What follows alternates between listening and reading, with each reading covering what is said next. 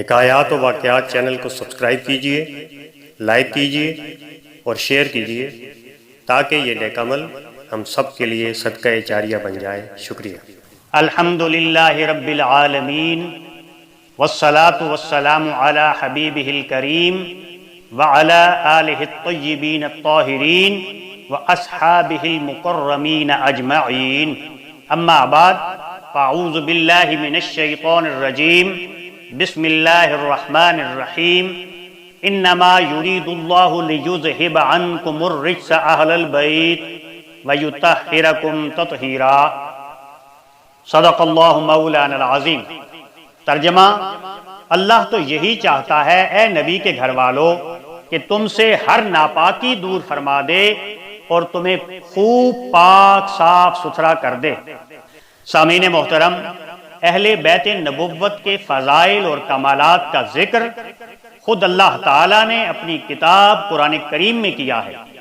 اور رسول اللہ صلی اللہ علیہ وآلہ وسلم نے بار بار اپنے اصحاب کے درمیان بیان فرمایا ہے۔ اس سے معلوم ہوا کہ اہل بیت کی شان اور خوبی بیان کرنا جہاں سنت خدا ہے وہیں سنت مصطفیٰ بھی ہے۔ انما یرید اللہ لیذہب عنکم الرجس اہل البیت ویطہرکم تطہیرا۔ اس آیہ کریمہ میں خاص طور پر دو باتیں قابل غور ہیں۔ پہلی بات یہ کہ اہل بیت سے یہاں کون لوگ مراد ہیں، دوسری بات رجس سے کیا مراد ہے۔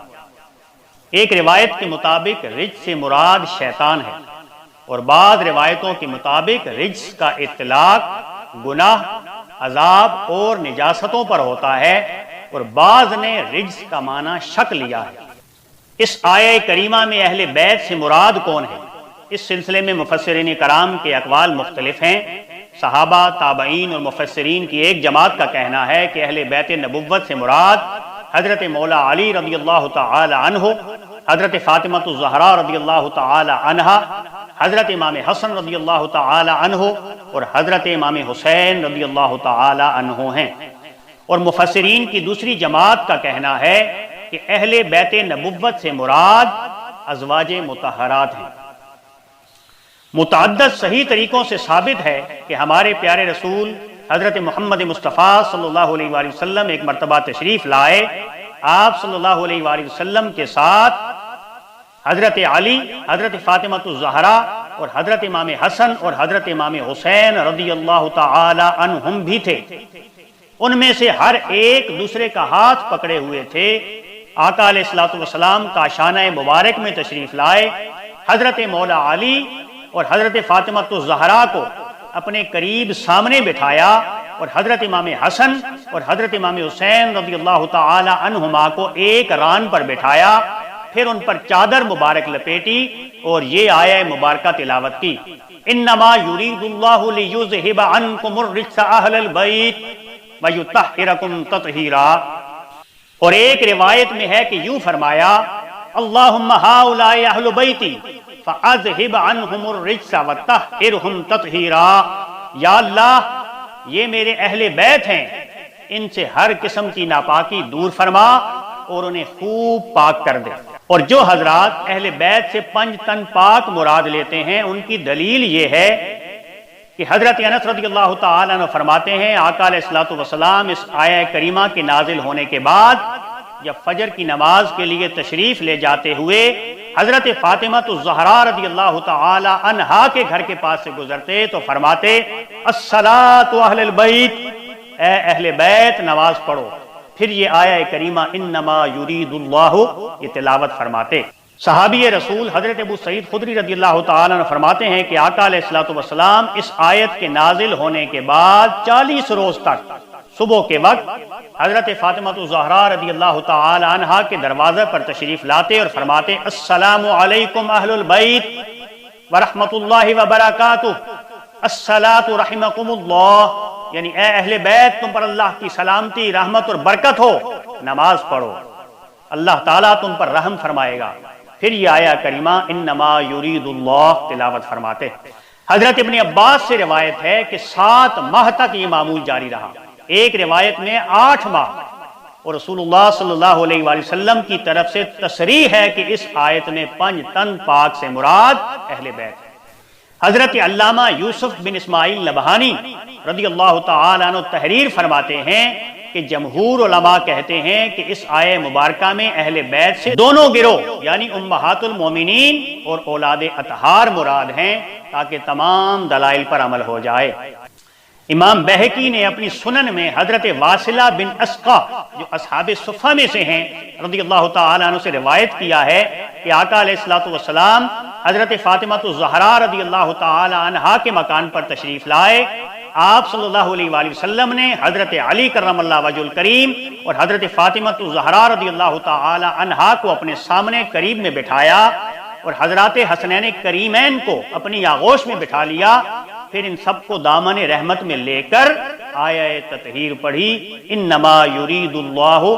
لیذہب عنکم الرجس اہل البیت ویطہرکم تطہیرا۔ حضرت وائلہ فرماتے ہیں میں نے عرض کیا یا رسول اللہ صلی اللہ علیہ وسلم میں بھی آپ کے اہل بیت میں سے ہوں؟ تو آقا علیہ الصلوۃ والسلام نے فرمایا ہاں تم بھی میرے اہل بیت میں سے ہو۔ اور ایک اور روایت میں یہ بھی ہے کہ آقا علیہ الصلوۃ والسلام نے فرمایا سلمان و منا اہل البیت، یعنی سلمان فارسی بھی ہم اہل بیت میں سے ہیں۔ حضرت جابر رضی اللہ تعالیٰ عنہ کی روایت ہے مشکاۃ شریف کی حدیث پاک، ایھا الناس قد ترکت فیکم ما ان اخذتم به لن تضلوا کتاب اللہ وعطرتی اہل بیتی۔ اے لوگوں میں نے تم میں وہ چیز چھوڑی ہے کہ اگر تم اسے اپناؤ گے تو ہرگز گمراہ نہ ہوگے، قرآن پاک اور میری عطرت اہل بیت۔ مشکاۃ شریف کی ایک اور حدیث پاک ہے، آقا علیہ الصلوۃ والسلام نے فرمایا انی تارکم فیکم الثقلین کتاب اللہ وعطرتی، بے شک میں تمہارے بیچ چھوڑے جا رہا ہوں 2 بھاری چیزیں، قرآن کریم اور میری اولاد، جب تک تم ان دونوں کو پکڑے رکھو گے کبھی گمراہ نہ ہوگے۔ سامعین محترم، اہل بیت نبوت صلی اللہ علیہ وآلہ وسلم کی وہ فضیلتیں اور شرافتیں جو اللہ تعالیٰ نے صرف انہی کو عطا فرمائی ہیں، اور ہمارے آقا کریم صلی اللہ علیہ وآلہ وسلم نے امت کو آگاہ کر دیا کہ ہماری اہل بیت سے محبت کرنا عظیم ثواب ہے، اور ان سے بغض و عداوت کرنا اس کا خوفناک عذاب اور وبال ہے۔ اور صحابہ کرام کی محبت اور فضیلت اور اس کا اظہار بھی لازم اور ضروری ہے۔ اگر کسی صحابی کی دشمنی دل میں ہو تو اہل بیت کی محبت کچھ فائدہ نہ دے گی۔ ترمذی شریف اور مشکاۃ شریف کی حدیث پاک ہے، حضرت اسامہ بن زید رضی اللہ تعالیٰ عنہ سے روایت ہے کہ آقا علیہ الصلوۃ والسلام نے حضرت امام حسن اور حضرت امام حسین رضی اللہ تعالی عنہما کے بارے میں ارشاد فرمایا ھذان ابنائی، یہ دونوں میرے بیٹے ہیں۔ میدان مباہلہ میں جب اپنے بیٹوں کو لے کر نکلنا ہوا تو سرکار دو عالم صلی اللہ علیہ وآلہ وسلم نے حضرت امام حسن اور حضرت امام حسین رضی اللہ تعالی عنہما کو لے کر نکلے۔ یہی وجہ ہے کہ حضرت امام حسن اور حضرت امام حسین رضی اللہ تعالی عنہما ابن رسول اللہ کہے جاتے ہیں۔ حضرت سعد بن ابی وقاص جنتی صحابی کا بیان ہے کہ آقا علیہ الصلوۃ والسلام جب حضرت علی کرم اللہ وجہ الکریم، حضرت فاطمہ الزہرا رضی اللہ تعالی عنہا، حضرت امام حسن رضی اللہ تعالی عنہ اور حضرت امام حسین رضی اللہ تعالی عنہ کو ہمراہ لے کر گھر سے باہر نکلتے تو یہ فرماتے اللہم ہؤلاء اہل بیتی، یعنی اے اللہ یہ سب میرے اہل بیت ہیں۔ آقا علیہ الصلوۃ والسلام کی حدیث پاک ہے لا یؤمن عبد حتی اکون احب الیہ من نفسہ وتکون عطرتی احب الیہ من عطرتہ واہلی احب الیہ من اہلہ وذاتی احب الیہ من ذاتہ، یعنی کوئی شخص مومن نہیں ہو سکتا جب تک کہ مجھے اپنی جان سے میری اولاد یعنی امام حسن اور امام حسین رضی اللہ تعالی عنہما کو اپنی اولاد سے، میرے اہل کو اپنے اہل سے اور میری ذات کو اپنی ذات سے زیادہ محبوب نہ رکھے۔ آقا علیہ الصلوۃ والسلام نے حضرت امام حسن اور حضرت امام حسین رضی اللہ تعالی عنہما کے ہاتھ کو اپنے ہاتھ میں لیا اور فرمایا من احبنی و احب ھذین و امہما و اباہما کان معی فی درجتی یوم القیامہ، یعنی جس نے مجھ سے محبت کی اور ان دونوں یعنی حضرت امام حسن اور حضرت امام حسین رضی اللہ تعالی عنہما سے اور ان کی ماں حضرت فاطمہ الزہرا رضی اللہ تعالی عنہا سے اور ان کے والد حضرت مولا علی رضی اللہ تعالی عنہ سے محبت کی تو وہ شخص قیامت کے روز میرے ساتھ میرے درجہ میں ہوگا۔ یعنی جنت کے جس اعلیٰ مکان میں میں رہوں گا اسی اعلیٰ مکان میں وہ رہے گا۔ سامعین محترم، پنجتن پاک سے محبت کرنے والا جنت کا حقدار تو ہے ہی، مگر اللہ تعالیٰ اس شخص کو وہ جنت عطا فرمائے گا جس کو خاص اپنے محبوب صلی اللہ علیہ وآلہ وسلم کے بنایا ہے، یعنی جنت الفردوس۔ مشکات شریف کی حدیث پاک ہے، حضرت ابو ذر رضی اللہ تعالی عنہ نے کعبہ شریف کا دروازہ پکڑ کر فرمایا کہ میں نے آقا علیہ الصلوۃ والسلام کو یہ فرماتے ہوئے سنا،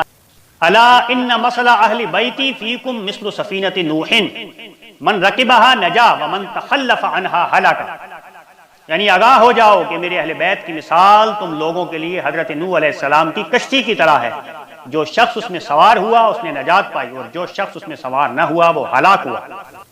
سامعین محترم، آقا علیہ الصلوۃ والسلام نے اہل بیت کی مثال حضرت نوح علیہ الصلوۃ والسلام کی کشتی سے دی ہے۔ مطلب یہ کہ جب طوفان نوح آیا اور جو شخص کشتی نوح میں سوار ہو گیا وہ شخص طوفان میں برباد اور ہلاک ہونے سے بچ گیا، اسی طرح طوفان قیامت آنے والا ہے، تو جو شخص آج اس دنیا میں محبت اہل بیت کی کشتی میں سوار ہو جائے گا وہ شخص کل قیامت کے دن طوفان قیامت کی تباہ کاریوں اور بربادیوں سے، ہلاک اور برباد ہونے سے محفوظ ہو جائے گا۔ اللہ پاک کی بارگاہ میں یہ دعا ہے کہ باری تعالیٰ ہمیں اہل بیت پاک کا ادب اور احترام کرنے کی توفیق عطا فرما، ان کی محبت میں جینے اور مرنے کی توفیق عطا فرما، اور کل قیامت کے دن آقا علیہ الصلوۃ والسلام کی شفاعت کبریٰ عطا فرما، آمین یا رب العالمین۔ جزاکم اللہ خیرا۔